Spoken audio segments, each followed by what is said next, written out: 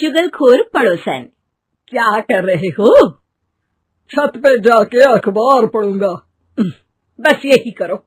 तुम्हें पता भी है कि बहू क्या गुल खिला रही है? उसने नया फेसबुक अकाउंट बना लिया है। रोज 10 फोटो डालती है। हमारे परिवार की तो नाक कटवा देगी ये। और तुमको ये बात कैसे पता चली? अरे पड़ोसन ने बताया। उसकी बहू भी फेसबुक पर है ना, तो उसको पता चल गया।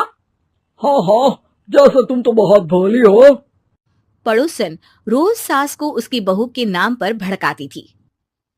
आज तो आपकी बहू कह रही थी मुझसे आके कि आप दिन भर खाती रहती है, खा खा के घटोत्कच हो गई है। क्या? उसने मुझे घटोत्कच बोला? अरे वो खुद ना कटी सुपर्णखा है। आप कह रही हो तो सही होगा, लेकिन आप उसको बताना मत कि मैं ये सारी खबरें आपको देती हूँ। शाम को जब बहू पड़ोसन के पास जाती है, आज तो तेरी सास तुझे सुपर्णखा कह रही थी, कल ताड़का भी कह देगी। पता नहीं इतनी अच्छी बहू मिली है, फिर भी वो तुझे राक्षसनी क्यों समझती है? आप कितनी अच्छी हैं। आप मेरी सास की हर बात मुझे बता देती हो, वरना मुझे पता ही नहीं चलता कि वो मेरी पीठ के पीछे इतनी बुरी बात करती है। चालाक पड़ोसन रोज ही दोनों सास बहू के सामने उन दोनों की ही बुराई करती और चुगली करके बातें बता देती, ताकि दोनों में हमेशा लड़ाई होती रहे। आपने तो बस छत पे बैठ के अखबार पढ़ना है और चाय के घूंट पीना है। बहू की वजह से मुझे तो जहर के घूंट पीने पड़ रहे हैं। कल वो मुझे मोटी घटोत्कच बोल रही थी। तो तुम भी तो उसको नाक कटी सुपर्णखा बोल देती ना। हाँ हाँ, वही बोल दिया मैंने उसे। आप मुझे कितना समझते हो? बहुत अच्छे से। मुझे वो ये बात पड़ोसन ने बताई ना, वही तो है आपकी शुभ चिंतक। पर मैं इस बहू को ना सबक सिखा के ही रहूंगी। जरूर सिखाना चाहिए, पर आज तुम मेरे साथ शाम को छत पे बैठना, एक तरकीब बताऊंगा। बिल्कुल बिल्कुल, कितना ध्यान रखते हो जी आप मेरा। मैं ना सब ध्यान रखता हूँ।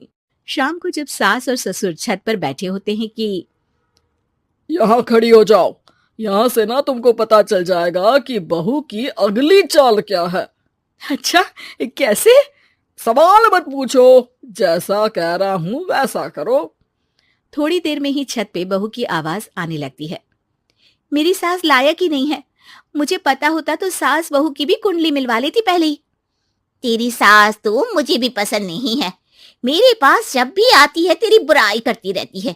कभी सुपर्णखा कहती है, कभी हिडिंबा कह के कामचोर भी बोलती है, अरे कभी कभी तो चुगलखोर भी बोल देती है। काश आप जैसी होती मेरी सास।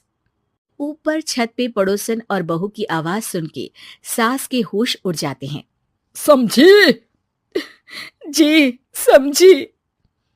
सुबह तुम्हारे सामने ये बहू की बुराई करती है और शाम को बहू के सामने तुम्हारी।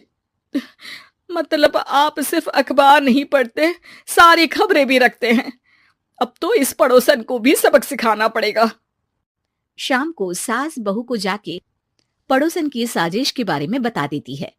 हाँ, मुझे माफ कर दो माँ जी। तुम भी अपनी माँ जी को माफ कर दो, इन्होंने भी तो तुमको बहुत कुछ कहा है। अरे बस बस, अब ये सोचो कि पड़ोसन को सीधे कैसे करना है। अगले दिन सुबह पड़ोसन सास का इंतजार कर रही होती है, लेकिन वो देखती है कि वहां सास और बहू एक साथ आ जाते हैं। अरे अरे, आज दोनों एक साथ।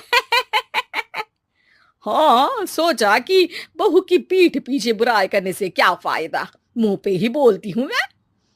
हाँ, मैंने भी सोचा आपको 2 बार मेहनत करनी पड़ती है, एक ही बार में काम खत्म कर लोगी। हैं? वो मैं आप लोगों को कैसे पता चला?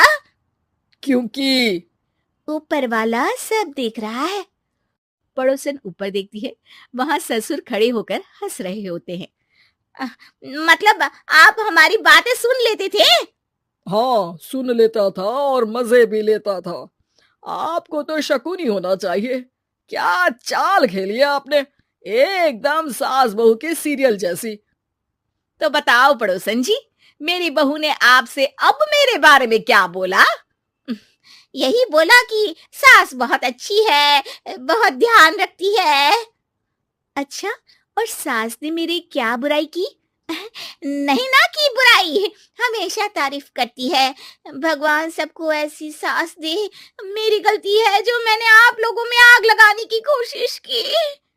पर छत पे लगा हुआ सीसीटीवी यानी कि शर्मा जी सब देख रहे थे।